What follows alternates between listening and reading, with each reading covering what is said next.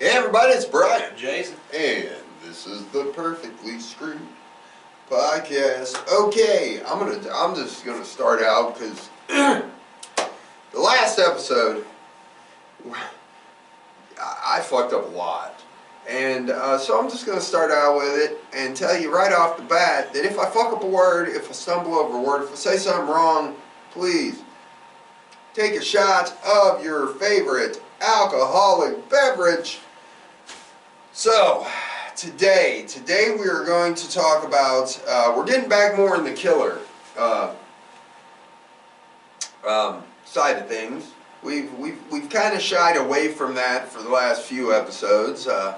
Been doing some paranormal here and there and different historical things. But today we're going to go back and we're going to talk about more of a historical, but a historical killer that we haven't talked about yet. And that's Jack. Old Jackie the Ripper. Jack the Ripper. And you know, they still don't know who this guy was. They have no clue at all who Jack the Ripper was. One of the most probably famous serial killers in history. And unknown completely to this day, any idea whatsoever who this man was. So, he was an unidentified... God damn it. Already. First 3 words in, Jason, and I fuck up unidentified. Yeah. Yeah. There's a shot, ladies and gentlemen. There is a shot. You warned him. I wasn't planning on fucking up, but Jack the Ripper, after this shot, was an unidentified serial killer who was active in and around impoverished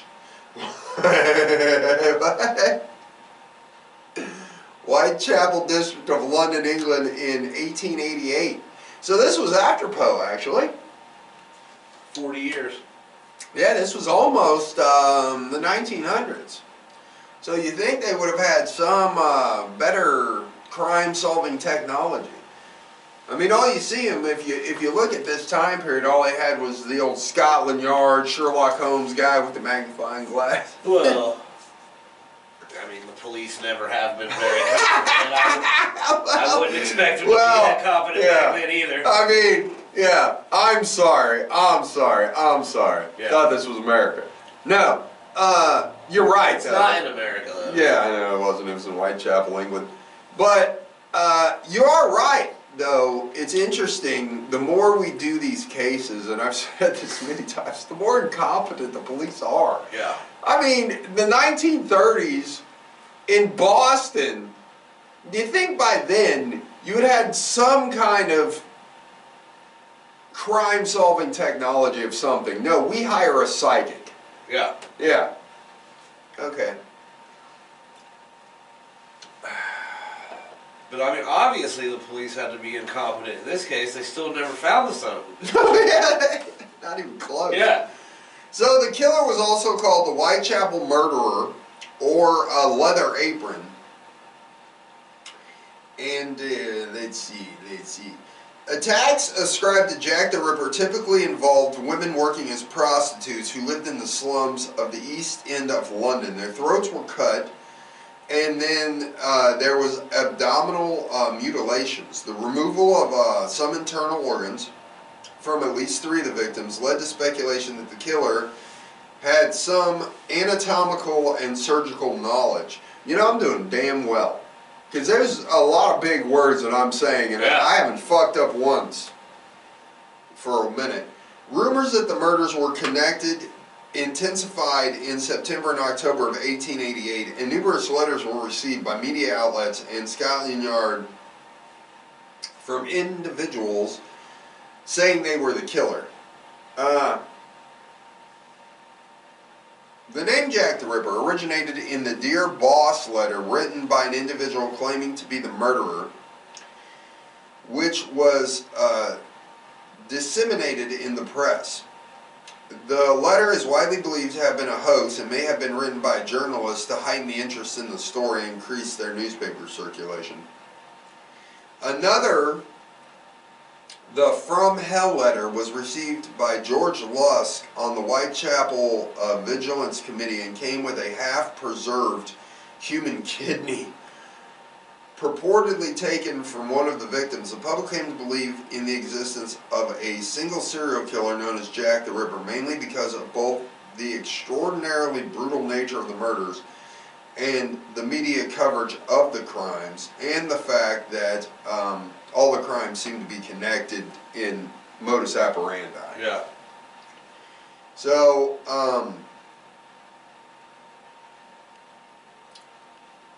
a police investigation into a series of 11 brutal murders committed in Whitechapel and Spitzfields between 1888 and 1891 was unable to connect all the killings conclusively. So, the police said, we don't know necessarily, but again, as we talk about the police, of course they didn't connect the murders, because the police aren't going to say, yeah, all this is connected. I mean, the Boston Strangler killings were clearly connected, all of them, and the whole time they're going, well, we're not entirely sure it's the same guy, man. It might be like 12, 13 guys. We're not sure. Could be. Sure. Every time he kills the people exactly the same way, sure. He's slitting all these prostitutes' throats, taking out their internal organs, melting his kidneys, but, you know, it could be all coincidence. Yeah, for sure. 100%. Oh, God. 5 victims, Mary Ann Nicholas, Ann Chapman, Elizabeth Stride, Catherine Eddowes, and Mary Jane Kelly are known as the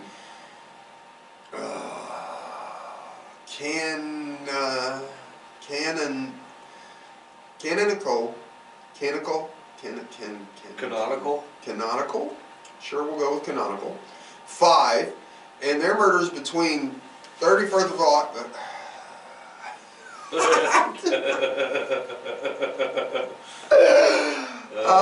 Take a shot. 31st of August and the 9th of November, 1888 are often considered the most likely to be linked. So those 5, they definitely know are linked.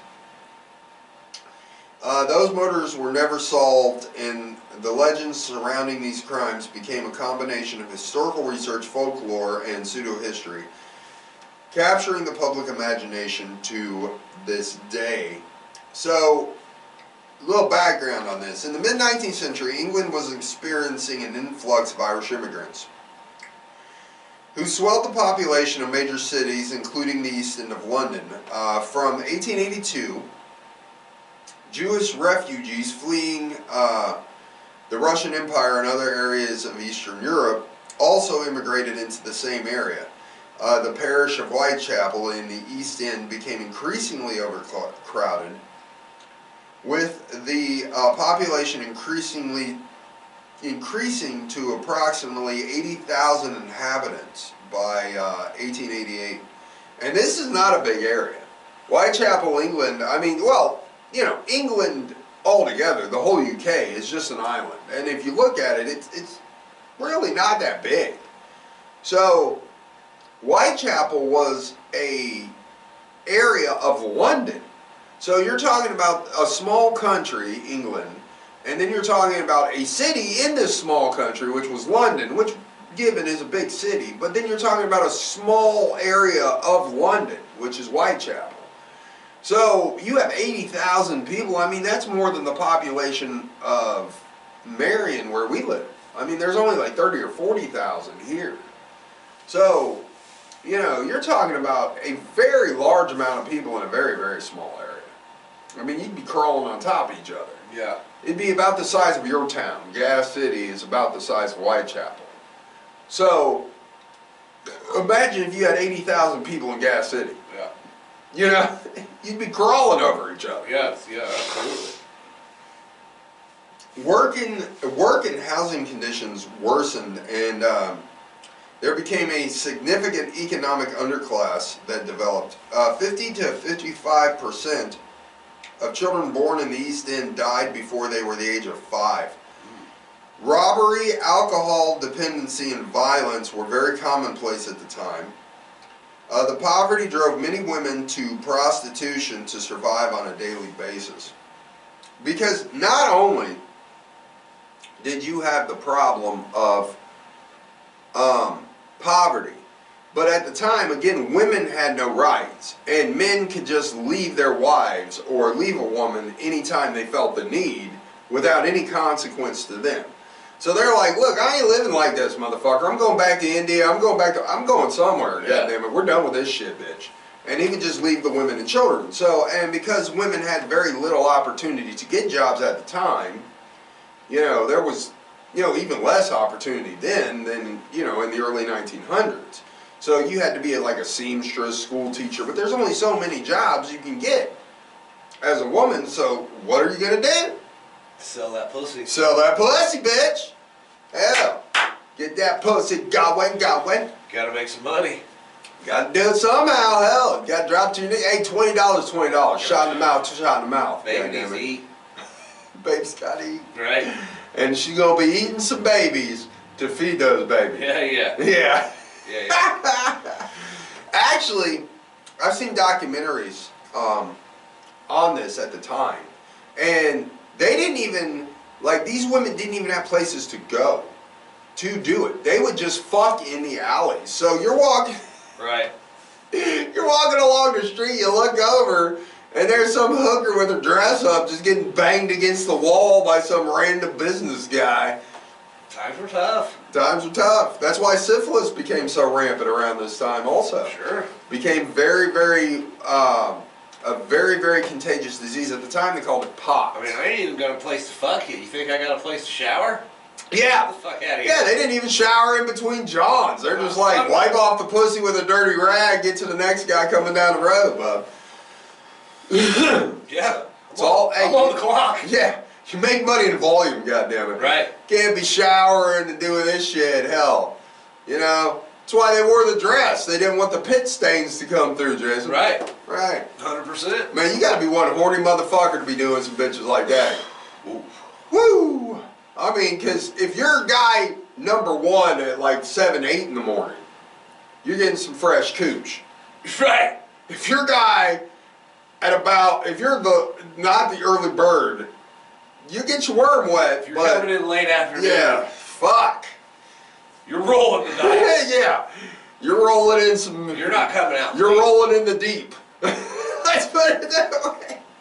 Yeah, you're not coming out clean. So, in 1888 of October, the Metropolitan Police Service estimated that there were 62 brothels and 1,200 women working as prostitutes in Whitechapel alone, with approximately 8,500 people residing in 233 lodging houses within Whitechapel every night.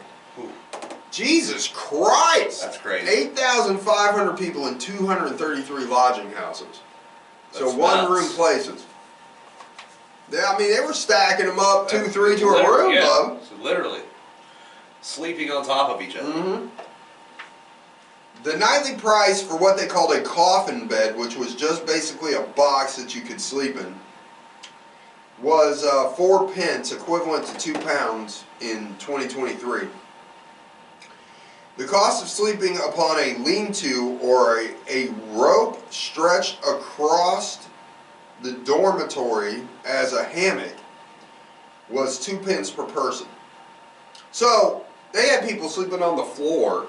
They actually strung hammocks across the living room, and people are sleeping in cots above the people on the floor. Yeah, hanging in a hammock. In a hammock. Unreal, dude. Jesus Christ. That's fucking nuts. So, the murders. A large number of attacks against women in the East End during this time add certain uncertainty to how many victims were murdered by the same individual.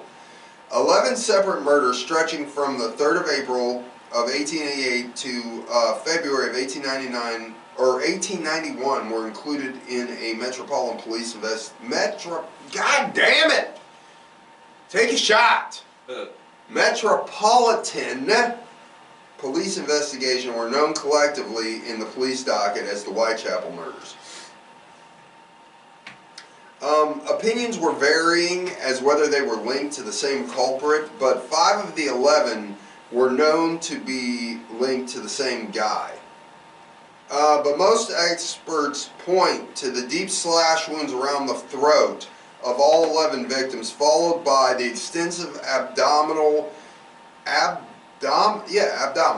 and genital area mutilation, as well as removal of the internal organs and facial mutilation. These were distinctive features of the Ripper's modus operandi, which were in all 11. So, the first one, Smith, was robbed and sexually assaulted in Osborne Street, Whitechapel at approximately 1:30 a.m. on April of 1888.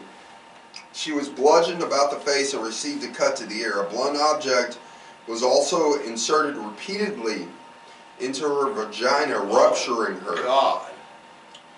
She developed I don't know that word. She developed an infection anyways and died the following day at the London hospital. Smith stated that she had been attacked by what she thought was 2 or 3 men, one of whom she described as a teenager. Some say this was not the Ripper, though, that this was just gang violence. So the first one, they don't know if it was actually the Ripper. Taberem was murdered on a staircase landing in George Yard, Whitechapel on August of 1888. She had suffered 39 stab wounds to her throat, lungs, heart, liver, spleen, stomach, and abdomen. Jesus. Then he took an additional knife and inflicted that on her breasts and vagina. All but one of Taberman's wounds had been inflicted with bladed instruments. One was used like a penknife, and the other they believed to be a scalpel. A scalpel. Damn. Scalpel. I just said scalpel. God damn it, take another shot. That's 3 in this episode. Fucking hell. A scalpel. All the wounds had been inflicted by a right-handed individual, but she had not been raped.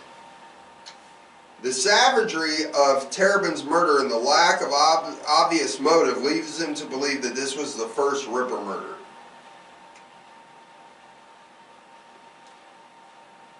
Although, at this point, he had not started slashing her throat, so they can't distinctly say it was a Ripper murder, but the violence and the way he removed the organs and stabbed her repeatedly, they think maybe this was his first attempt and he hadn't perfected his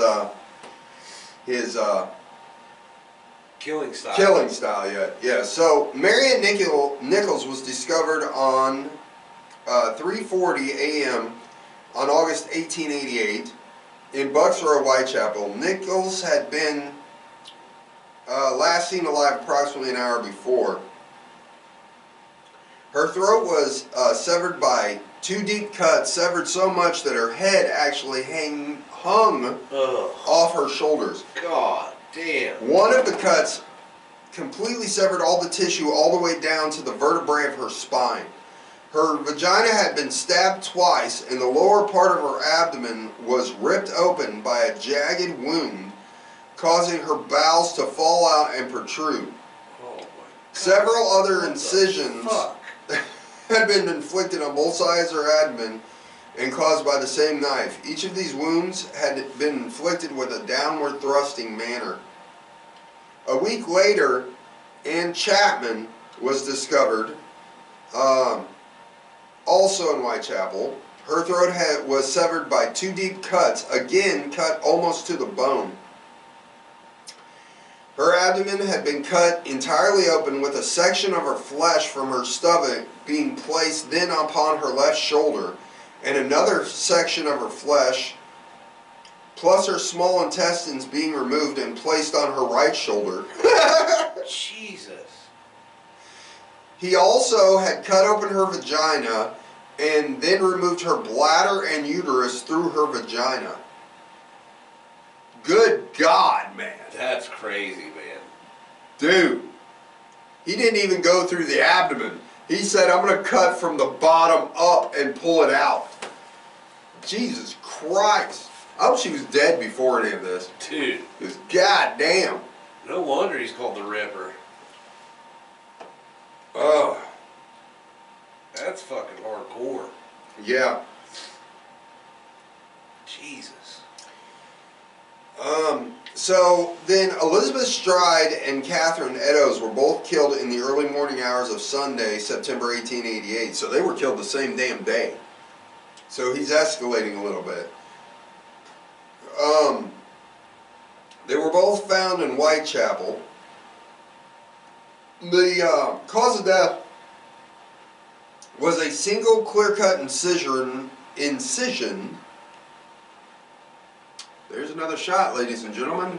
That is number 5, if you're keeping track. Incision measuring 6 inches across her neck, which had severed her carotid artery and her trachea. He cut her so bad that he actually made a smile across her neck that terminated right beneath her right jaw. Jesus Christ. This dude has some kind of sharp-ass fucking knife. Yeah. Several witnesses later informed police that they saw her in the company of a man close to Brunner Street. They gave different descriptions, but many described him the same way as the man who had killed previous people. So then Edward's body was found in the corner of Mart Square in the city of London, 3/4 of an hour after so not even an hour after Elizabeth was found. Her throat was again severed from ear to ear, cut all the way back to her backbone. Her abdomen ripped open by a long, deep, and jagged wound. Then her intestines had been placed again on the right shoulder, with a small section of intestines being completely detached and placed between her body and her left arm. The left kidney and major parts of her uterus had been removed, and her face had been completely disfigured. Her nose had been cut off, her cheeks slashed, and cuts measuring 1/4 of an inch to 1.5 inches vertically incised through both of her eyelids. Jesus Christ, man. He just massacred this bitch. A triangular incision... Dude, what the hell is going on? ...pointed to her eye and had been carved into one of her cheeks. Also, a section of her right ear had been removed and then stuffed into a pocket of her clothing.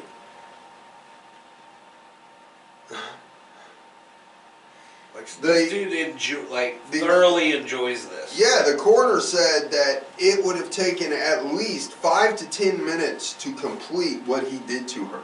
So, he not only killed her, he took his time mutilating the shit out of her body. That's what I'm saying, dude. Like, he's enjoying this. They described the same man that they had seen at the previous crime scenes with her right before she had seen gone missing. Then Mary Jane Kelly was extensively mutilated and discovered lying on a bed in a single room where she lived.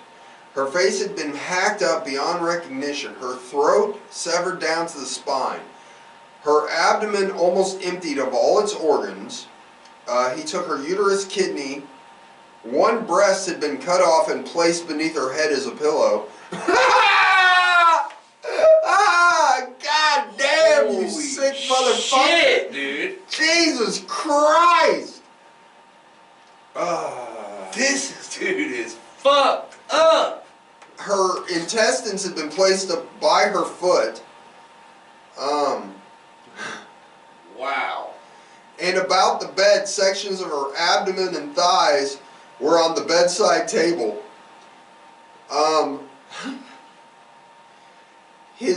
Her heart, though, was completely missing from the crime scene.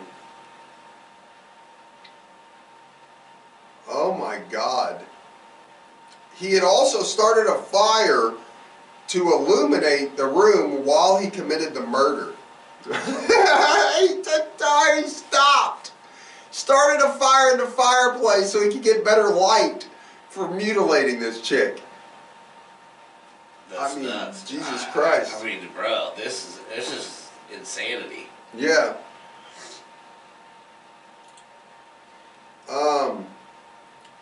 Later murders, see, the Kelly one, they kind of consider might be his final victim. Because the later murders, one was strangled. There was no signs of struggle, and police believe that she'd accidentally either hung herself with her collar in a drunken stupor, committed suicide. Another murder shortly after midnight. She had suffered 2 stab wounds to the neck, severely stabbed to the neck. There were several minor cuts found on her body. And there was also a superficial wound to her breast and navel. They also found a legless, headless torso. Later on, they don't know who this victim was. But this victim had been extensively mutilated, and they think maybe it was a victim he had had previously they had just found. Yeah.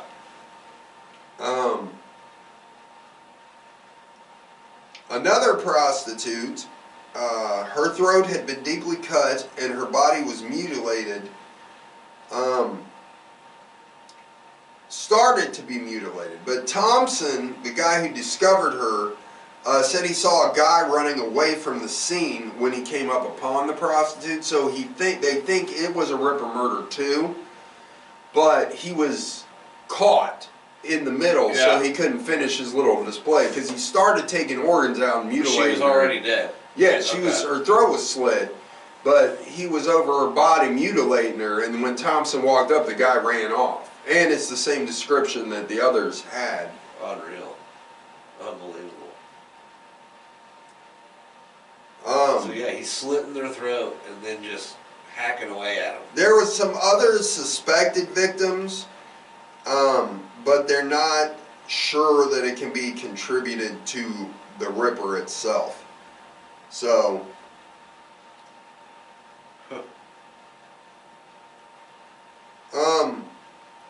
they investigated all of this, and there was even a vigilante committee, but they said all 5 of the first murders were definitely committed by the same person. The modus operandi is impossible to say that it wasn't committed by the same guy. So they know the first 5 were definitely done by the same dude. They said the others, there's strong evidence that they were also committed by the same person, but they're not sure. There was some suspects.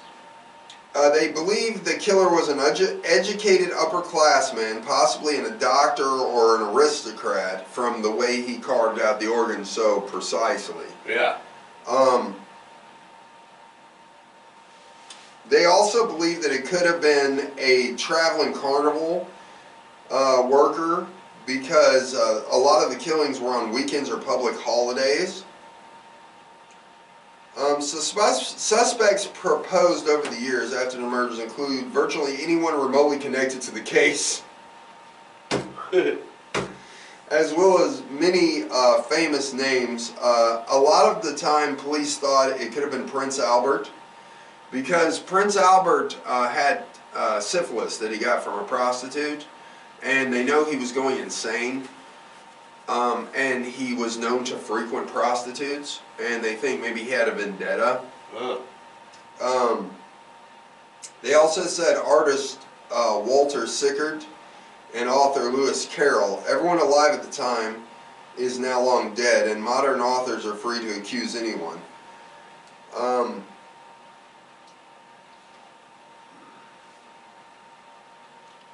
See, there's also no DNA analysis. There was no forensic evidence at the time, obviously.